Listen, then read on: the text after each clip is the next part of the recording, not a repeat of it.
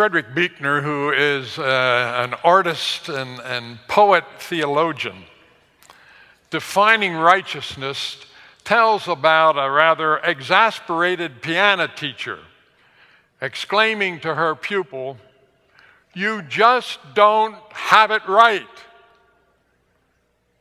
It must have been puzzling to him, for Junior is holding his hand the way he's been told. His fingering is exceptional. He has hit all of the notes with perfect accuracy. But somehow, his heart is not in it, only his fingers. And what he's playing is a sort of music, but it's nothing that will start voices singing and feet tapping. That was the trouble with the scribes and the Pharisees that we read about in the scriptures. They followed the book, and they didn't slip up on a single do or a single don't, but they were getting it all wrong. Something was missing. Righteousness, this relationship that we have with God, is getting it all right. If somehow you play it the way it's supposed to be played, there shouldn't be a still foot in the house. In the church, we are doing a lot of right things. But there's more, so much more. When we get it all right, the souls will begin to shake, and they'll quiver, and they'll sing and dance and rejoice. And the souls also will be filled with a tremendous sense of peace. The soul is mentioned almost 600 times in the Bible. It is the seat of emotions. It is the residence of meaning. It's the hotbed for action. It's the resting place for the presence of God within us. It's the dancing place. It is where in worship and service and witness and in our living we explode. Like in the psalmist in Psalm 103, "Bless the Lord, O my soul, and all that is within me. Bless God's holy name." My wife, Carolyn, and I join with our Jewish friends and faith ancestors in placing the mezuzah on our doorpost. The mezuzah contains that miniature scroll of those words of God's guidance for the fulfillment of our lives from Deuteronomy 6. The Lord is our God, the Lord alone. And you should love the Lord your God with all of your soul, with all of your heart, and with all of your might. This passage is called the Shema. That is the Hebrew word for the beginning of verse 4, which means to hear, or better yet, to hearken. Hearken, O Israel. Pay attention, be obedient, be faithful. Our God is the Lord alone. So the mezuzah is a reminder, had been a reminder for the Israelites, and it's a reminder of the passages of life, the doorways into our families and then out into the world. It is these entrances, these thresholds, where we are to begin to actively express and passionately express our love for God. When I go to be with the family, it is there that I love the Lord my God with all of my soul. It is there that I express that self-giving love of God that has been shown to us on the cross of Jesus Christ. And I greet my most beloved souls with that kind of love.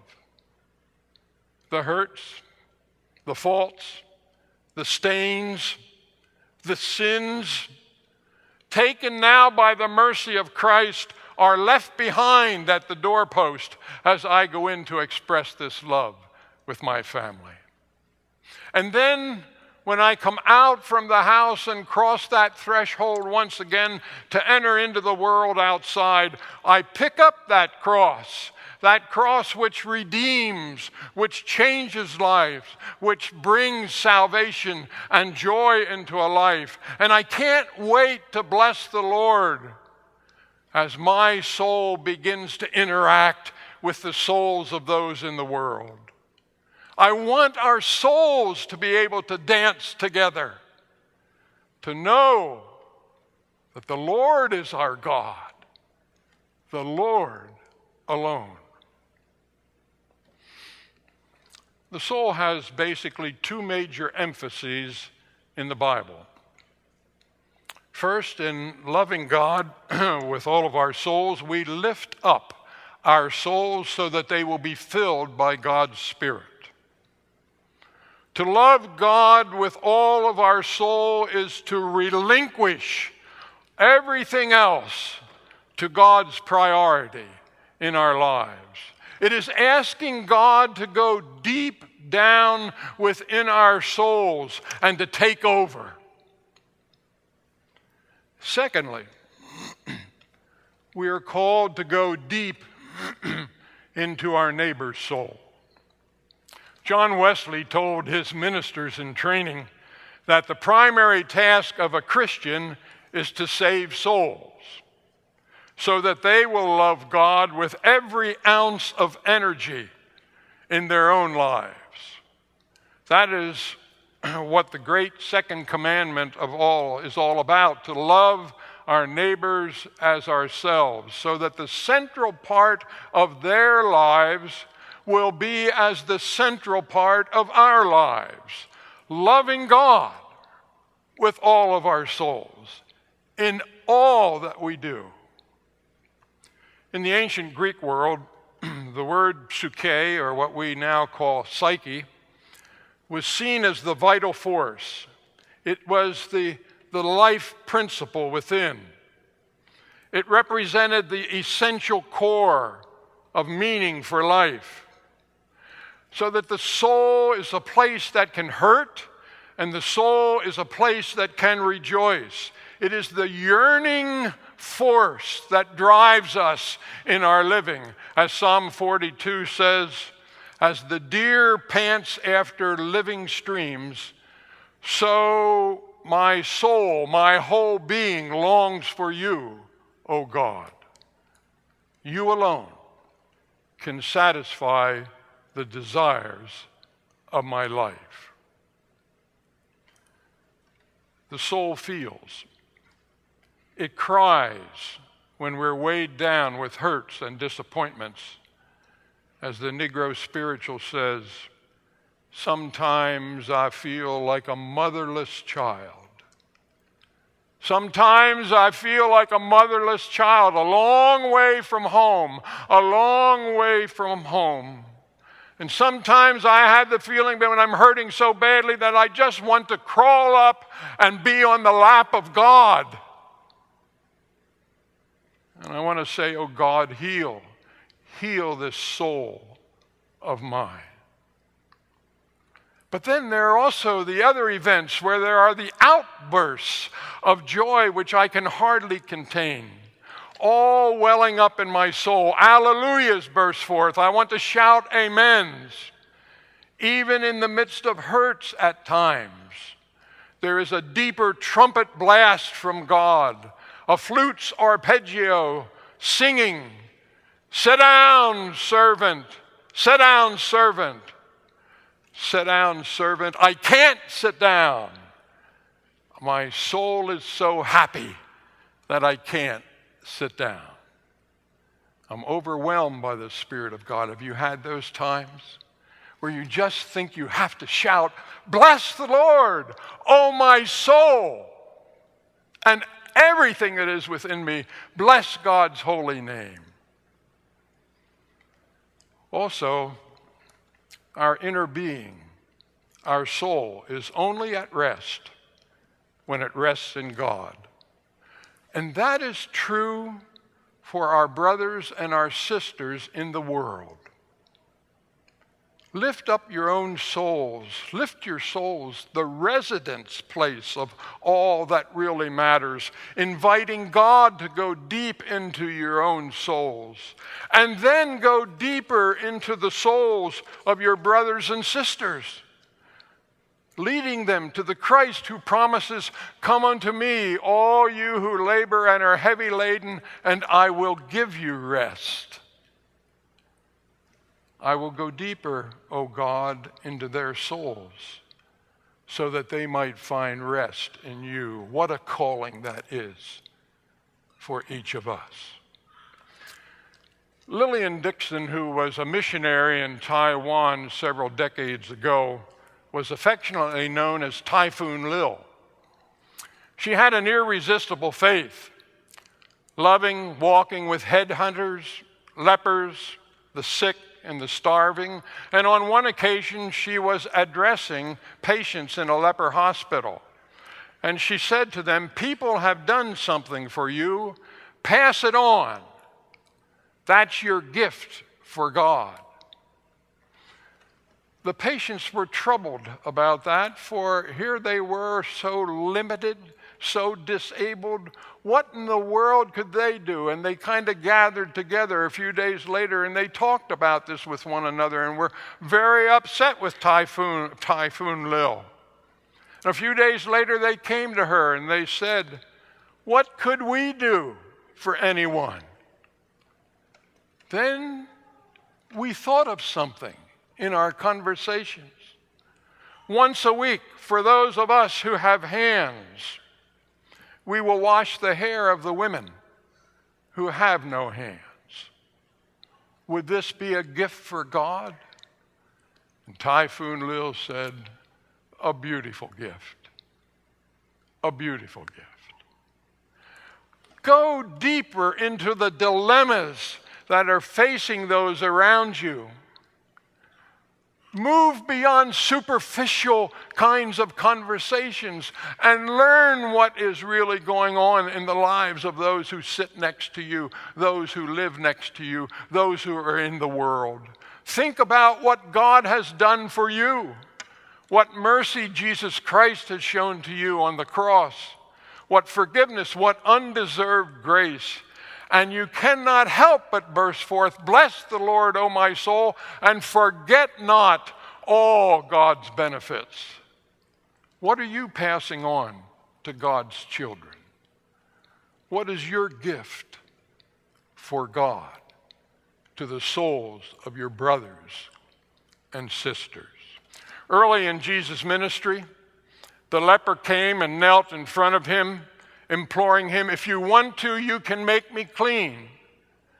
Jesus, even though he knew that he himself would be considered to be an outcast if he dared to touch the leper, said, "Indeed I want to. I choose to do so. Be clean." And he touched the leper. All around us, there are souls that are wrenching with the hurts of sadness and sin and sickness and isolation, crying out, sometimes even silently, "Make me whole. Make me whole." What helps them to find satisfaction for their souls? What helps them to find a new heart, a new energy, a new song to sing, a new dance? That's God's call to you and to me. Go deeper into your neighbor's soul and share the healer of souls, Jesus Christ, with him or her. What a beautiful gift. Things became so bad for the Israelites. You remember they were in exile.